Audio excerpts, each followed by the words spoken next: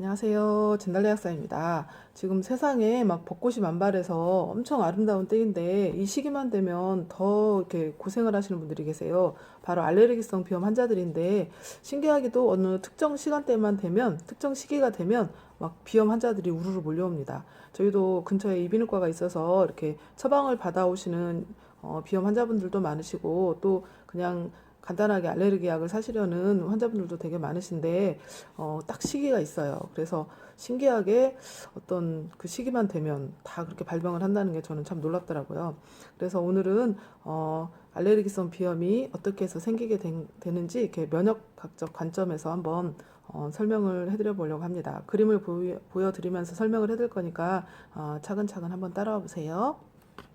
그림으로 한번 설명을 해드려 볼게요. 우리가 숨쉬는 뭐 공기나 아니면 우리가 먹는 음식 속에는 뭐 먼지, 진드기, 바이러스, 세균, 뭐 꽃가루, 뭐 여러 다양한 이물질들이 포함이 되어 있는데 그런 게 이제 우리 몸속으로 들어오면 이런 면역 반응이 시작이 됩니다.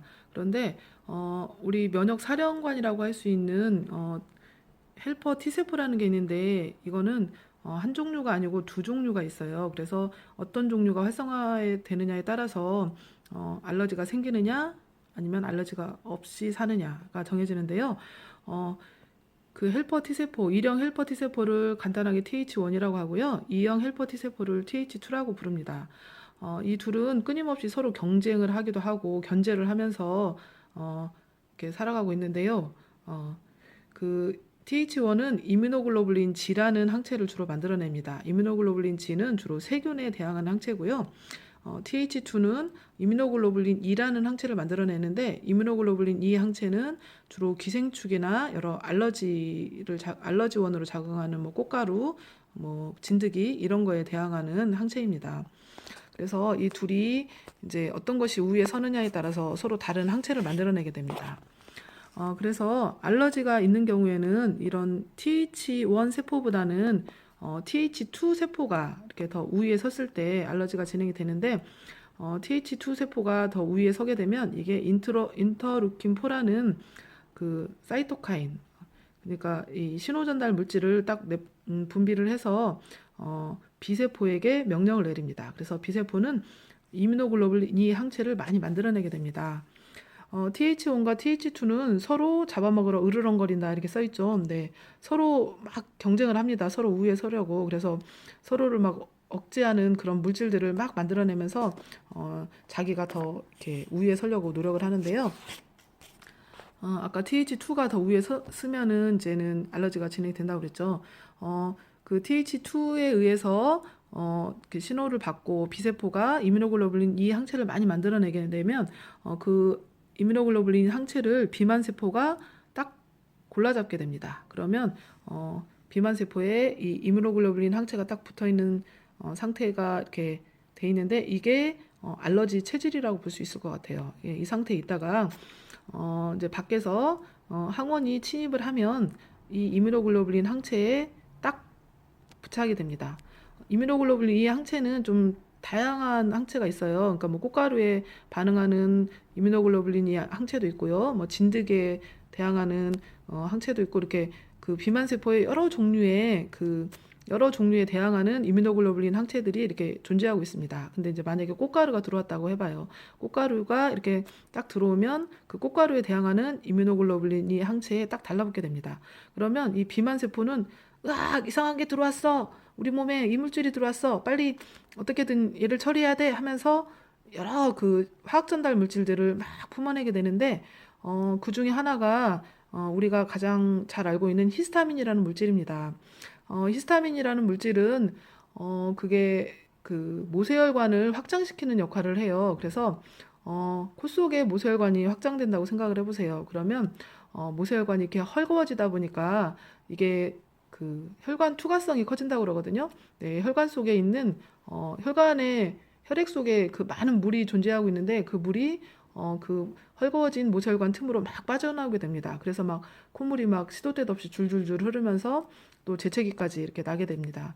그리고 이제 그 히스타민이 눈 쪽으로 해서 많이 이렇게 분비가 되면 히스타민은 또 그 모세혈관 투과성도 확대시키고 또 가려움증을 유발을 합니다. 그래서 뭐 눈 쪽으로 그게 오면 눈이 막 가려워지고요. 그다음에 피부 쪽으로 막 되면은 피부 가려움증이나 뭐 아토피 이런 게 생길 수가 있겠죠. 그리고 기관지 쪽으로 가면 기관지 천식이 생길 수가 있습니다.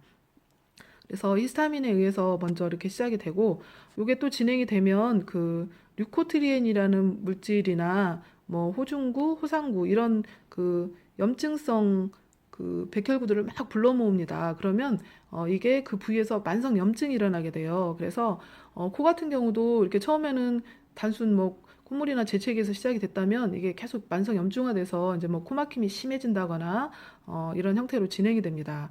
그리고 뭐 기관지 같은 경우는 기관지가 막 수축되면서 기관지가 좁아지고 숨쉬기가 힘들어지는 그런 상태가 진행이 될 수가 있고요. 아토피 같은 경우도 이제 만성 염증으로 막 진행이 될 수가 있겠죠.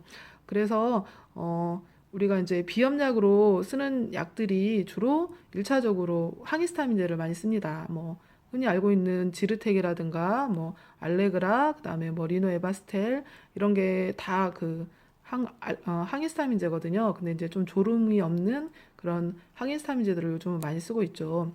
그리고 이제 이게 아까 코 점막이 이렇게 헐거워지면서 이렇게 막 코가 많이 붓는다고 그랬죠. 그래서 먹는 약 속에 이제 슈도에페드린이 포함된 약들이 있습니다. 슈도에페드린은 비점막 수축, 그러니까 혈관 수축을 시켜서 코가 이렇게 부어오르면서 코막힘 증상이 나타나는 것을 완화시키기 위해서 쓰는 건데 주로 뭐 코스닥이라는 약에도 그 슈도에페드린이 섞여 있고요. 그다음에 리노에바스텔이나 어, 그 그런 약들 속에도 슈도에페드린이 들어 있습니다. 그리고 슈다페드라고 해서 별도로 그 성분만 들어있는 약도 있고요. 네, 그래서 코막힘에는 그런 성분들을 주로 쓰고요.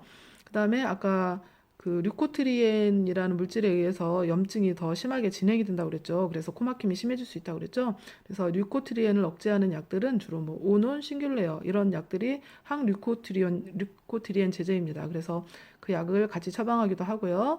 그다음에 이제 염증 반응이 너무 심한 경우에는 그 스테로이드 성분을 이렇게 단기간 먹는 약으로 처방을 하거나 아니면 비액으로 처방을 합니다. 비액 같은 경우는 특히 뭐 좀 부작용 없이 흡수율이 워낙 적어서 부작용 없이 쓸 수 있기 때문에 많이 쓰는데요.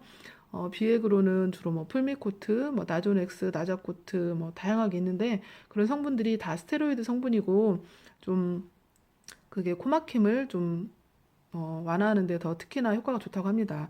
그거는 단기적으로 뭐 쓰자마자 바로 코막힘이 완화되는 게 아니기 때문에 좀 장기간 꾸준히 규칙적으로 써주시는 게 되게 중요합니다. 네. 그래서 비염 치료제로 쓰는 약들이 이런 기전에 의해서 쓰는 거고요. 어, 아무튼 이런 기전에 의해서 그 제가 보여드린 그런 기전에 의해서 비염이 일어나는데 다시 한번 간단하게 이렇게 정리된 것을 한번 보여드릴게요.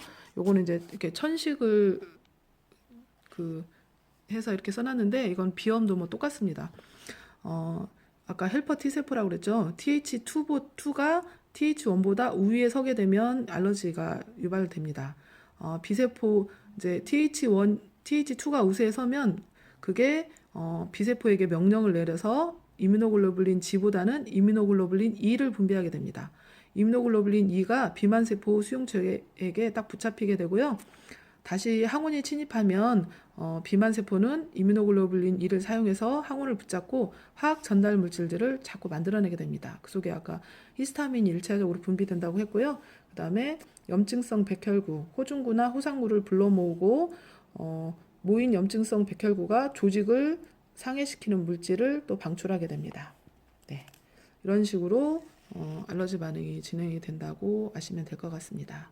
네, 그래서 비염에 대해서 제가 더 해드릴 이야기가 있으면 다시 정리해서 다음 영상에서 또 알려드리도록 하겠습니다. 네, 감사합니다.